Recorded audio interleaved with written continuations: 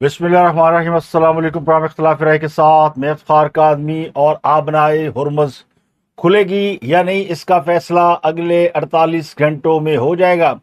Trump ने एक बार फिर ईरान को मुआहिदा न होने की सूरत में हमले की धमकी दी है और हौसियों ने दावा किया कि उन्होंने एक और सऊदी टैंकर को निशाना बनाया।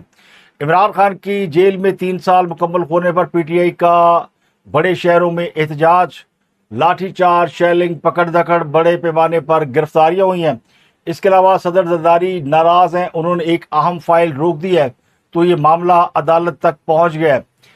और एक मशहूर मुहावरा है, ना खुदा ही मिला ना विसाले सनम, साहबजादा हामिद रजा सुन्नी तहरीक की सरबराही से फारग कर दिए गए हैं।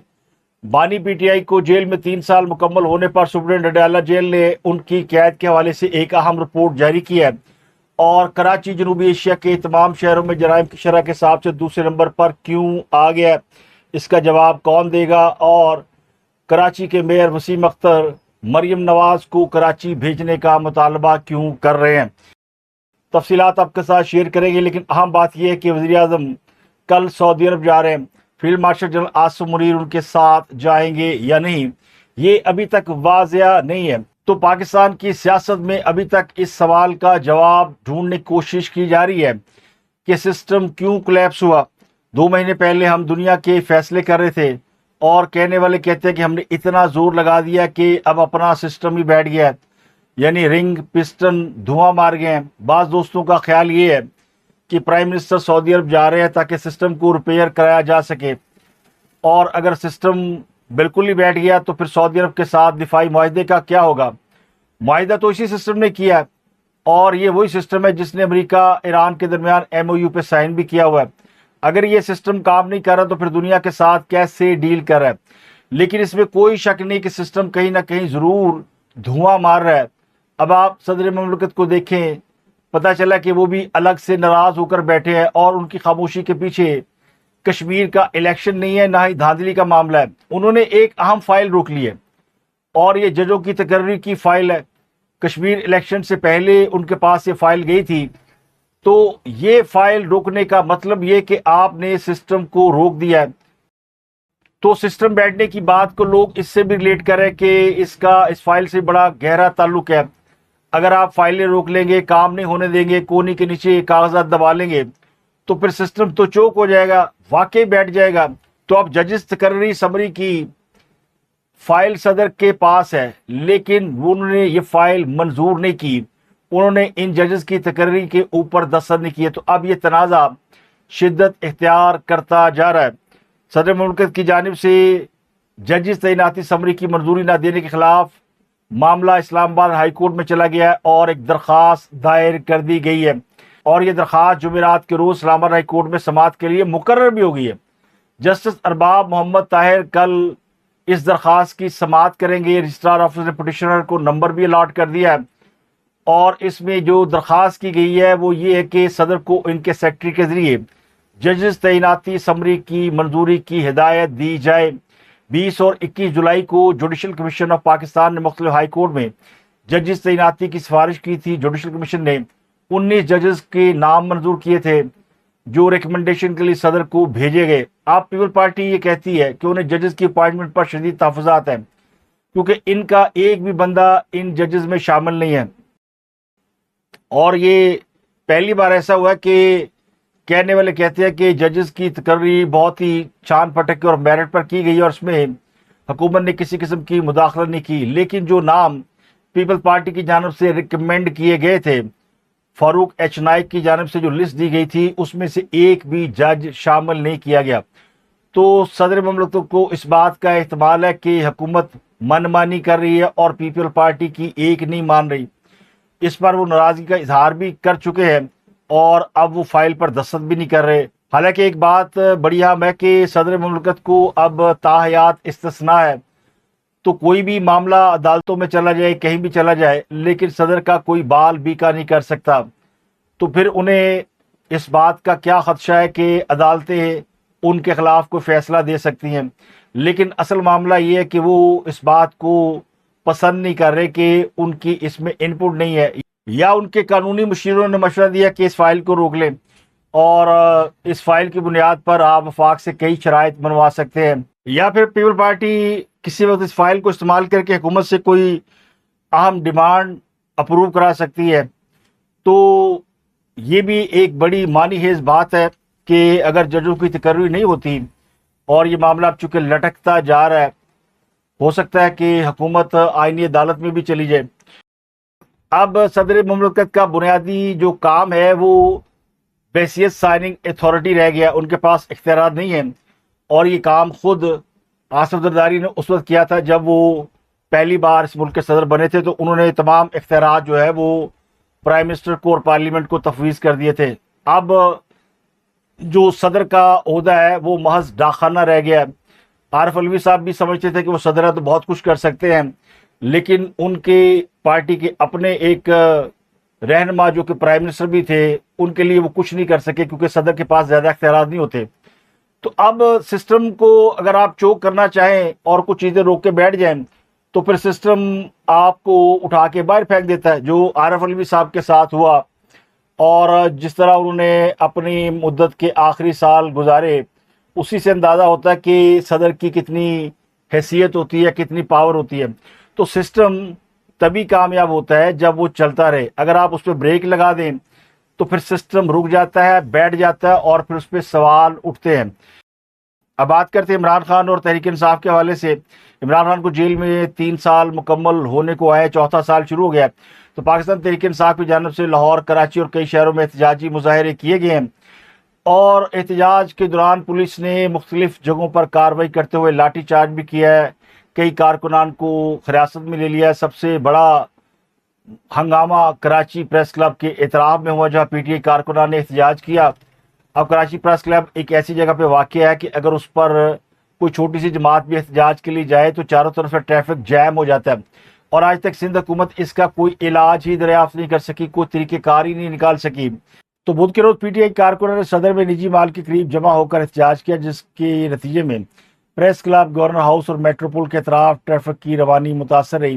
پولیس کی جانب سے جب پی ٹی آئی کارکنان کو آگے بڑھنے سے روکا گیا تو صورتحال کشیدہ ہو گئی، جس کے بعد پولیس نے مظاہرین کو منتشر کرنے کے لیے آنسو گیس اور لاٹھی چارج کیا، جبکہ مظاہرین کی جانب سے پولیس کے اوپر پتھراؤ کیا گیا، جس کے بعد پولیس نے وہاں پر موجود کئی رہنما اور کارکنان کو پکڑ لیا۔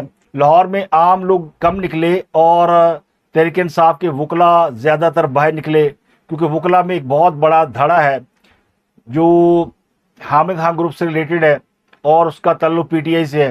تو وکلاء کی بڑی تعداد نے ایوان عدل کے باہر احتجاج کیا، تو پولیس نے بہت سے لوگوں کو وہاں پہ گرفتار کیا، کئی کارکنان اور پارٹی رہنماؤں کو حراست میں لیا، اور بہت سے جو M N A M P A's ہیں ان کی گرفتاری کی اگر آپ مناظر دیکھیں تو آپ کو حیرت ہوگی کہ کس طرح وہ خوشی خوشی گرفتاری دے رہے ہیں۔ ایم این اے مبین عارف جٹ، ایم پی اے تشکیل عباس وڑائچ، ایم پی اے حسن اقبال بٹر، ایم پی اے اویس ورق اور احمد رشید بھٹی، یہ 5-7 لوگ لاہور سے گرفتار ہوئے، بلکہ انہوں نے باقاعدہ گرفتاری دی، اور جیسے یہ دھلے ہوئے کلف لگے سفید کپڑے گھر سے پہن کر آئے تھے، ان کے کپڑوں پر ایک بھی شکن نہیں آئی، ان کو کسی نے انگلی نہیں لگائی، باقاعدہ پروٹوکول کے ساتھ گاڑیوں میں بٹھایا، اور بعد میں کئی لوگوں کو چھوڑ بھی دیا گیا۔ لیکن جو عام لوگ ہیں جو زیادہ جوش و جذبات میں شور مچا رہے تھے، ان میں کچھ میڈیا کے لوگ بھی شامل تھے جن کو شاید کوریج سے روکا جا رہا تھا، تو پولیس نے آؤ دیکھا نہ تاؤ دیکھا، پی ٹی آئی والوں کو تو کچھ نہیں کہا، لیکن پولیس نے صحافیوں پر لاٹھی چارج کر دیا۔ آج ٹی وی کے کوٹ رپورٹر ہے ناطق ریحان، ان کو بھی پولیس مارتے ہوئے لے گئی، اور وہ بیچارہ کہتا رہا میں صحافیوں میں اپنے فرائض انجام دے رہا ہوں، تو پولیس نے اس کی ایک نہیں سنی، بعد میں اس کو بھی چھوڑ دیا گیا، لیکن اس کی بھی جی بھر کر پٹائی کی گئی ہے۔ تو پولیس وکلا کو تو کچھ کہہ نہیں سکتی، مار نہیں سکتی، اور M P A M N A خود اگر شوق سے گرفتار ہو رہے ہیں تو پھر پولیس کو کریک ڈاؤن کرنے کی ضرورت نہیں، لیکن پھر بھی لاٹھی چارج یا ڈنڈے ونڈے مارے گئے، اور لاتے مکے گھونسے تھپڑ وغیرہ مارے گئے۔ کراچی کی نسبت لاہور میں ذرا کم تشدد کیا گیا، کراچی میں تو باقاعدہ شیلنگ کی گئی، تو کئی لوگوں کو رہا کیا گیا ہے، اور پاکستان کے دیگر حصوں میں بھی جو مظاہرے ہوئے ہیں ان میں زیادہ تر تعداد وکلا کی ہے، عام آدمی، ورکر، ووٹر سپورٹر بہت کم باہر نکلا ہے۔ رحیم یار خان میں بھی پی ٹی آئی کے منظور وڑائچ ایڈوکیٹ کو پولیس نے گرفتار کیا۔ تو پی ٹی آئی کے لوگ ملک بھر میں احتجاج کر رہے ہیں، لیکن احتجاج میں کچھ زیادہ طاقت نہیں جو کہ ریاست کو چیلنج کر سکے. لیکن عام آدمی کے لیے پریشانی کی بات ہے کہ مختلف شہروں میں ٹریفک کا ازدحام رہا ہے. اب عمران خان کی قید تنہائی کے حوالے سے جمعرات کے روز ایک اہم درخواست کی سماعت ہے. اسلام آباد ہائی کورٹ میں جسٹس خادم حسین سومرو نے عمران خان کی قید تنہائی سے متعلق درخواست پر سماعت کرنی ہے. جیل سپرنٹینڈنٹ نے اس کیس میں اپنا جواب جمع کرا دیا ہے، اور اس جواب کو اگر آپ دیکھیں تو یہ جو P T I Imran Khan کی قید تنہائی کا شور مچاتی ہے وہ پروپوگنڈا سے زیادہ اور کچھ نہیں لگتا. سپرنٹینڈنٹ اڈیالہ جیل نے بانی پی ٹی آئی کو قید تنہائی میں رکھنے کی نہ صرف تردید کی ہے بلکہ انہوں نے کچھ چیزیں کلیئر بھی کی ہیں، اور انہوں نے بتایا کہ جیلوں میں قید تنہائی کا نظام تقریباً ختم ہو چکا ہے. اب جیلوں میں قید تنہائی کا نظام رائج ہی نہیں ہے، نہ ہی عدالتیں طویل عرصے سے کسی کو قید تنہائی کی سزا دیتی ہیں. اڈیالہ جیل میں کوئی بھی قیدی بشمول عمران خان کسی کو بھی قید تنہائی میں نہیں رکھا گیا. سب قانون کے مطابق سزا کاٹ رہے ہیں اور سارے قیدیوں سے ایک ہی طرح کا سلوک کیا جا رہا ہے، کوئی امتیازی یا غیر مساوی نہیں. لیکن جو مختلف قیدی ہیں مختلف کلاس ہونے کی وجہ سے انہیں مختلف سہولیات دی جاتی ہیں. بہتر کلاس کی وجہ سے کچھ اضافی سہولیات ملتی ہے. چونکہ Imran Khan ex prime minister ہے، سیاسی جماعت کے سربراہ ہیں، تو ان کے لیے سیکیورٹی کے خصوصی انتظامات ہیں، اور عام قیدیوں کو عمران خان کی رہائشی حصے تک رسائی نہیں دی جاتی، اور یہ ان کی جان کی حفاظت کے لیے کیا جاتا ہے. تو عمران خان قید تنہائی میں نہیں ہے، بلکہ ان کو جو سہولیات سے یہ ظاہر ہوتا ہے کہ وہ عام قیدیوں کی نسبت زیادہ بہتر طریقے سے جیل میں رہ رہے ہیں. جیل سپرنٹینڈنٹ یہ کہتا ہے کہ 7 سیل پر مشتمل کمپاؤنڈ میں وہ دن بھر آزادانہ چل پھر سکتے ہیں. صرف رات کے مخصوص اوقات میں وہ اپنے سیل کے اندر چلے جاتے ہیں. جیل افسران اور عملہ عمران خان کی ضروریات کے حوالے سے ان سے رابطے میں رہتا ہے، اور جیل سپرنٹینڈنٹ کہتے ہیں کہ مجھے بھی پوری رپورٹ دی جاتی ہے. روزانہ 3 مرتبہ جیل کے ڈاکٹر عمران خان کا معائنہ کرتے ہیں، ان کے کھانے کی جانچ پڑتال کرتے ہیں، ان کا بلڈ پریشر، دل کی دھڑکن، آکسیجن سیچوریشن سمیت دیگر طبی علامات چیک کرتے ہیں. ان کو بتایا بھی جاتا ہے کہ آپ کی جو میڈیکل کنڈیشن ہے وہ کیا ہے، اور جیل مینول کے مطابق ان کی مصروفیات کی رازداری بھی یقینی بنائی گئی ہے.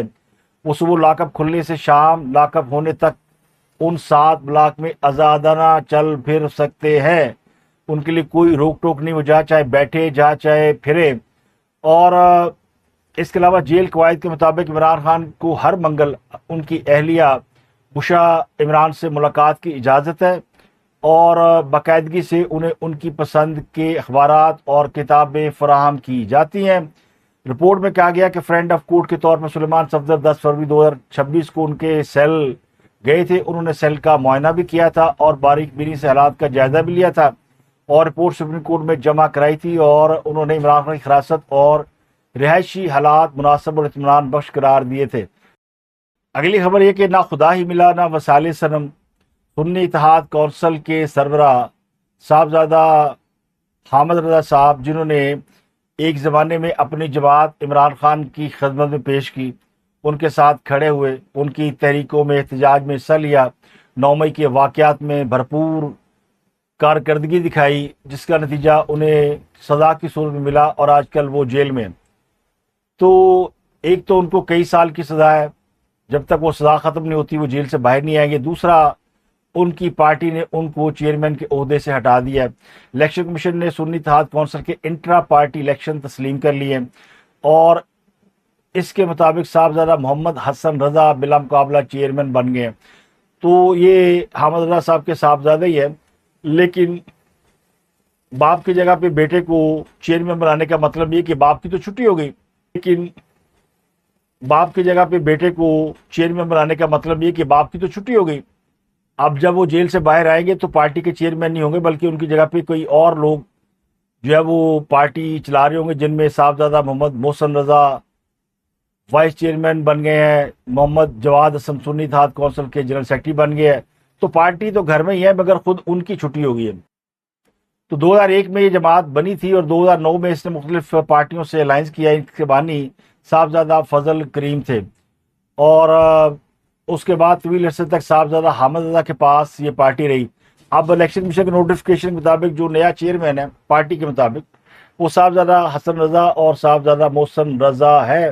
تو ایک تو یہ ہوا کہ شاید ان کے بچوں نے باپ کو ہٹا کر پارٹی بچا لی ہے، چونکہ اس پارٹی کا کچھ زیادہ عمل دخل پاکستان میں ہے نہیں، زیادہ تر یہ فیصل آباد کے اندر فعال ہے۔ 2024 کے انتخابات میں یہ جماعت اچانک سامنے آئی تھی ملکی سیاست میں، جب اس نے پی ٹی آئی کے آزاد امیدواروں کو مخصوص نشستیں دلوانے اور قانونی تحفظ دینے کے لیے سنی اتحاد کونسل میں شامل کرنے کا فیصلہ کیا۔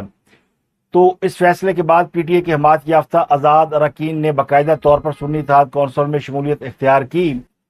تو جس جماعت نے عمران خان کے لیے اور تحریک انصاف کے لیے اپنی جماعت پیش کی، اور جس کے قائد صاحبزادہ حامد رضا نے اس جماعت کے لیے وہ کچھ کیا جو شاید وہ عام حالات میں نہ کرتے، اور جب سے وہ جیل گئے ہیں وہ خود جیل سے ٹویٹ کر کے پوچھتے ہیں کہ صاحبزادہ حامد رضا بیمار ہے تو کیا پی ٹی آئی کے کسی بندے نے ان کا حال چال پوچھا؟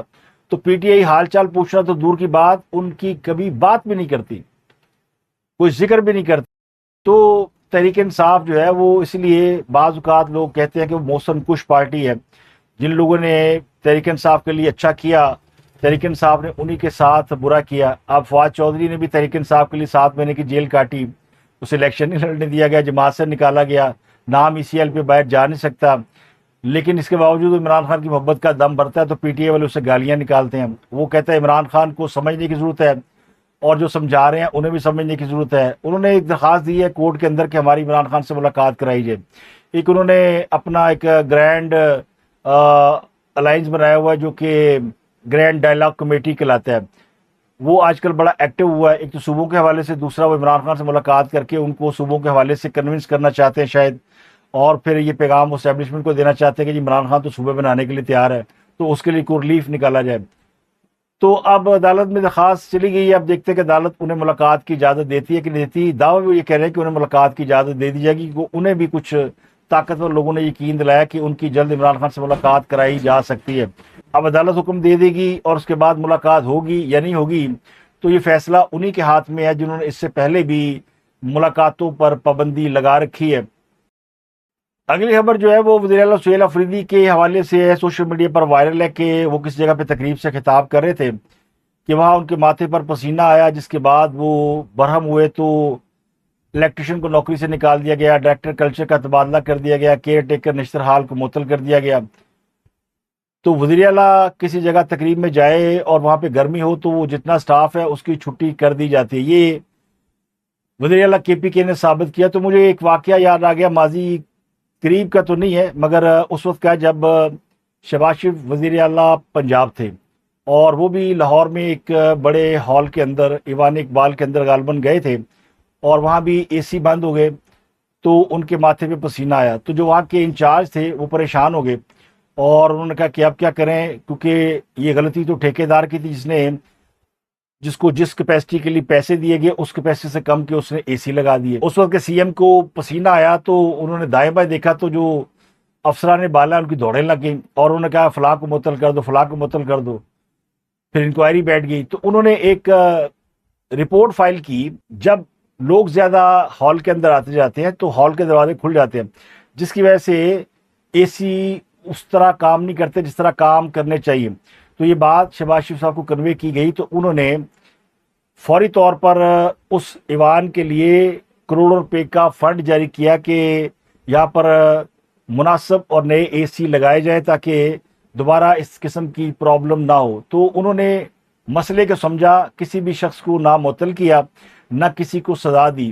اور اس واقعے کے راوی اب بھی ہمارے دوست انجم صاحب ہیں جو کہ ایوان اقبال کے کرتا دھرتا ہے۔ اب میں نے ان کی اجازت کے بغیر ہی آپ کو یہ واقعہ سنا دیا ہے، لیکن میں بتانا ہی چاہ رہا ہوں کہ جو سمجھدار لوگ ہوتے ہیں وہ کس طرح کا بیہیو کرتے ہیں۔ اگلی خبر یہ کہ جنوبی ایشیا کے تمام شہروں میں جرائم کی شرح کے حساب سے کراچی کا دوسرا نمبر ہے، یعنی جرائم میں کراچی جنوبی ایشیا میں ٹاپ 2 میں شامل ہے۔ اب یہ مبارک کس کو دینی ہے، پیپل پارٹی کو، ایم کیو ایم کو، یا وہاں کی سٹیک ہولڈر جماعتوں کو؟ تو غالباً پیپل پارٹی جو کہ سندھ کو ٹیک کیئر کر رہی ہے اور وہ صوبوں کے خلاف بھی ہے، وہ نہیں سمجھتی کہ کراچی میں کوئی پرابلم ہے، اس کو الگ کرنا چاہیے، اس کی الگ مینجمنٹ ہونی چاہیے، حل تو یہی کراچی کا، لیکن پیپل پارٹی اس کو نہیں مانتی۔ تو آج حالت یہ ہے کہ کراچی میں جرائم ختم ہونے کا نام ہی لیتے۔ اور یہ جو نظام اور سسٹم بیٹھنے کی باتیں ہوتی ہیں، اگر آپ اوور آل دیکھیں تو پنجاب وہاں صوبہ ہے جہاں پر صورتحال یعنی ریکمینڈیبل ہے. پنجاب میں جرائم کی شرح نہ ہونے کے برابر رہ گئی. جو واقعات ہو رہے ہیں وہ ڈومیسٹک وائلنس کے واقعات زیادہ ہو رہے ہیں. وہ ہم نے پچھلے دنوں بھی دیکھے ہیں. ابھی غازی آباد کا کیس سامنے آیا جس میں پولیس کی جانب سے ایک معذور بچی سے زیادتی کا واقعہ سامنے آیا. اس میں بھی کئی کہانیاں سامنے آ گئی ہیں اور کہا جا رہا ہے کہ یہ کوئی غلط رپورٹنگ کی گئی ہے اور ایسا واقعہ نہیں ہوا، ورنہ اب تک وہ جو عمران ASI ہے وہ مقابلے میں پار ہو چکا ہوتا. کسی نے رات گئے شرارت کی ہے اور وہ جو عمران بندہ ہے مجھے نہیں پتا وہ کون ہے کیا ہے، لیکن جو کرائم رپورٹر ہے وہ رپورٹ کر رہے ہیں کہ اس کی تفتیش ہو رہی ہے. DIG آپریشن کو کسی نے رات 1 بجے یہ اطلاع دی تھی کہ یہ سب کچھ ہوا ہے. اور جو ذہنی معذور لڑکی ہے 17 سالہ، غالباً اس کا نام نجمہ ہے، اس کی میڈیکل رپورٹ میں زیادتی ثابت نہیں ہوئی. تو ASI عمران کو گزشتہ روز کینٹ کچہری میں پیش کیا گیا. خاتون مجسٹریٹ نے بچی کے ورثاء سے پوچھا، بلکہ سوال کیا کہ اگر زیادتی ثابت نہ ہوئی تو آپ کے خاندان پر FIR دوں گی. آپ کی اس غلطی سے پورا تھانہ معطل ہو گیا. اور یہ بھی خبر سامنے آئی کہ بچی کے باپ اور چچا نے ASI سے 50 لاکھ کی ڈیمانڈ کی کہ ہم کارروائی واپس لے لیتے ہیں. تو ابھی اس معاملے میں بہت سی چیزیں سامنے نہیں. تو اس سے لگتا یوں ہے کہ کسی نہ کسی طریقے سے پنجاب میں جو لا اینڈ آرڈر بڑا آؤٹ اسٹینڈنگ ہے اس کو خراب کرنے کی یا بدنام کرنے کی کوشش کی جا رہی ہے. اس سے پہلے ایک وہ PTI کے اہم رہنما ہے طاہر، ان کا بھی قتل ہوا جن کا تعلق اکاڑا سے تھا. اس کے حوالے سے بھی یہ بات سامنے ہے کہ وہ ذاتی دشمنی پہ قتل ہوا. پہلے اس پہ شور مچایا گیا جی ٹارگٹ کلنگ ہے، اس کو مارا گیا ہے اور دہشت گرد ہے اور اجرتی قاتل ہے. تو پاکستان کے باقی صوبوں کی نسبت پنجاب کے اندر تو مافیا، اجرتی قاتل اور اس طرح کی چیزیں ڈان شان یہ اب ماضی کا قصہ لگتے ہیں. ہے ماضی قریب کا مگر یہ ماضی کا قصہ ہے. تو اگر کوئی لاہور کے اندر یا پنجاب کے اندر کوئی کرائم میں انوالو ہے تو وہ پاکستان میں موجود نہیں، پاکستان سے بھاگ گیا ہوا ہے. یہ میسج دے دیا گیا تھا پولیس کی جانب سے ہی کہ جو مافیا ہے وہ بہتر ہے کہ پنجاب چھوڑ دے. تو بہت سے لوگ پنجاب سے بھاگے. اب ظاہر ہے جو پرانی دشمنی ہے وہ کہیں نہ کہیں سامنے آتی ہیں اور پھر ان کے نتائج بھی ہمیں نظر آتے ہیں. تو میں نے یہ ساری تمہید اس لیے باندھی کہ کل لاہور میں ایک سیمینار ہوا، میں نے آپ کو رپورٹ تو کی تھی لیکن اس کی ڈیٹیل اس وقت سامنے نہیں آئی تھی. یہ لاہور یونیورسٹی والوں نے کرایا ہوا تھا. اویس رؤف صاحب ہے، رؤف صاحب ان کے والد بڑے زبردست اور اچھے آدمی تھے. انہوں نے اخبار اور TV بھی لانچ کیے تھے لیکن وہ اس کو شاید چلا نہیں پائے. لیکن یونیورسٹی ان کی بڑی اچھی چلتی ہے اور وہ بہت ہی بہتر آدمی ہے. تو وہ درد دل رکھنے والے آدمی ہیں. تو انہوں نے شاید نئے صوبوں کے حوالے سے سوچا کہ مین اسٹریم میڈیا سے بات نہیں کر رہا، کوئی اور بات نہیں کر رہا جن کو کرنی چاہیے، کیونکہ آخر کوئی بات سامنے آئی ہے تو اس پہ میڈیا کا کام ہے کہ وہ لوگوں کی رائے لے. لیکن میڈیا اس وقت رائے نہیں لے رہا، میڈیا اس وقت اپنی رائے دے رہا ہے کہ بننے چاہیے کہ نہیں بننے چاہیے. تو لوگوں سے رائے لینا میڈیا کا کام ہے کیونکہ میڈیا لوگوں کی ایک آواز ہوتا ہے. تو اویس رؤف صاحب نے یہ تقریب کا انعقاد کیا. بڑے بڑے ہم لوگ تھے اس میں کراچی سے وسیم اختر بھی آئے ہوئے تھے. انہوں نے کہا کہ وہ لاہور کو دیکھ کے حیران ہو گیا اور لاہور جو ہے وہ دبئی کی ٹکر کا بن گیا. جو کراچی کے لوگ سفر کر رہے ہیں وہ ان کو کس چیز کی سزا مل رہی ہے؟ آپ لوگ کراچی آ کے تو دیکھیں. لاہور میں کل آیا، مجھے یقین نہیں آ رہا تھا. آج ماشاءاللہ لاہور دبئی کی ٹکر پہ کھڑا ہے. میں تو یہاں کہوں گا کہ نواز شریف صاحب کو کہ اپنی بیٹی کو کراچی بھیجیں، شاید وہ ٹھیک کر دیں میرا کراچی. تو اب یہ بات کون کہہ رہا ہے جو کراچی 4 سال میئر رہے ہیں اور ان کو کراچی کی ایک ایک سڑک کا، ایک ایک گلی کا، ایک ایک محلے کا، ایک ایک گٹر کا پتہ ہے، ایک ایک گٹر لائن کا پتہ ہے، ایک ایک نالے کا پتہ ہے. تو اس کو اندازہ کہ اس وقت کراچی کی کیا کنڈیشن ہے اور کمپیریٹیولی لاہور کا کیا حال ہے. لاہور دبئی کی ٹکر کا ہے صفائی کے لحاظ سے، لا اینڈ آرڈر کے لحاظ سے، لیکن جو ہائی رائز بلڈنگ ہے شاید اتنی لاہور میں نہیں ہے. اگر وہ بن جائے تو پھر کیا ہی کمال ہو جائے. تو اب جس بندے نے تعریف کی ہے اس کا نام ہے وسیم اختر. تو میں یاد دلانا چاہوں گا یہ وہی وسیم اختر ہے جس نے مشرف دور میں شہباز شریف اور نواز شریف کی گرفتاری پر ان کا مذاق اڑایا تھا اور کہا تھا یہ گنجے یا بال لگوا کے پھرتے ہیں. اس کی وہ ویڈیو بڑی وائرل ہوئی تھی اور یہ MQM کا واحد رہنما تھا جو براہ راست شریف فیملی کے اوپر اس نے ذاتی حملے کیے تھے. اور آج وہ شرمندہ ہوئے بغیر نواز شریف سے کہہ رہا ہے کہ اپنی بیٹی کو کراچی بھیجیں. وہ انہوں نے لاہور اتنا خوبصورت کر دیا ہے کہ کراچی کی بھی ضرورت بن گئی ہیں، اگر وہ کراچی آئیں گی تو کراچی بھی بہتر ہو جائے گا۔ تو یہ بیان اس بات کی عکاسی کرتا ہے کہ مریم نواز کی کارکردگی کا پورے پاکستان میں کوئی مقابلہ نہیں ہے، اور یہ جو لاہور اور کراچی ہے اس کا کوئی موازنہ ہی نہیں ہے۔ آزاد کشمیر میں اگر مسلم لیگ نون تھوڑا سا سر اٹھانے میں کامیاب ہوئی تو اس میں مریم نواز کی کارکردگی کا بہت بڑا ہاتھ ہے۔ اب کچھ چیزیں قابل اعتراض ہے، لیکن بنیادی طور پر اگر آپ دیکھیں تو پنجاب ہی وہ ہے صوبہ جہاں پہ کوئی سسٹم کام کر رہا ہے، باقی جگہوں پہ تو سسٹم سارے بیٹھ گئے ہیں۔ اب بات کرتے ہیں ایران اور امریکہ کے حوالے سے۔ ایرانی سفارتی ذرائع کے مطابق آب ہرمز سے متعلق معاہدے کے تقریباً تمام معاملات طے پا گئے ہیں، ایک دو نکات پہ بات رکی ہوئی ہے، اور ان مذاکرات میں ایران کی بحری کنٹرول، ٹرانزٹ فیس اور امریکی ناکہ بندی کے خاتمے پر تہران اور واشنگٹن کے درمیان جو پوزیشن ہے اس میں تھوڑا فرق پایا جاتا ہے۔ امریکی نیوز ویب سائٹ ایکزوس کی رپورٹ کے مطابق ایک امریکی عہدیدار نے بتایا کہ امریکہ کسی بھی وقت اس معاہدے کا اعلان کر سکتا ہے، کیونکہ ایرانیوں کے ساتھ ان کی بات چیت چل رہی ہے۔ ممکنہ آب ہرمز میں ٹریفک پر زیادہ کنٹرول کے حوالے سے ایران کے بعض مطالبات امریکہ پورے کرنے کے ارادے رکھتا ہے، اور اس نے ایک اور بڑا اہم کام کیا ہے کہ پاسدار انقلاب سے ریلیٹڈ 3 اداروں پر پابندی اٹھا لی ہے۔ تو یہ امریکہ گڈ ول جیسچر دے رہا ہے معاہدے سے پہلے۔ تو یہ معاہدہ ہونے جا رہا ہے، اس کے مطابق کہ عمان اور ایران کے درمیان 60 روزہ عارضی انتظام طے ہوگا، اس میں توسیع بھی کی جا سکتی ہے، اور اس انتظام کے تحت آب ہرمز سے خلیج میں داخل ہونے والے تمام بحری جہازوں کی ٹریفک ایرانی حدود سے گزرنے والی شمالی لین سے گزرے گی، جبکہ آب ہرمز سے بحیرہ عرب کی جانب نکلنے والی ٹریفک ایران کی مشاورت سے عمانی حدود سے گزرنے والی جنوبی لین استعمال کرے گی۔ تو اس 60 روزہ مدت کے دوران کوئی ٹول یا فیس وصول نہیں کی جائے گی۔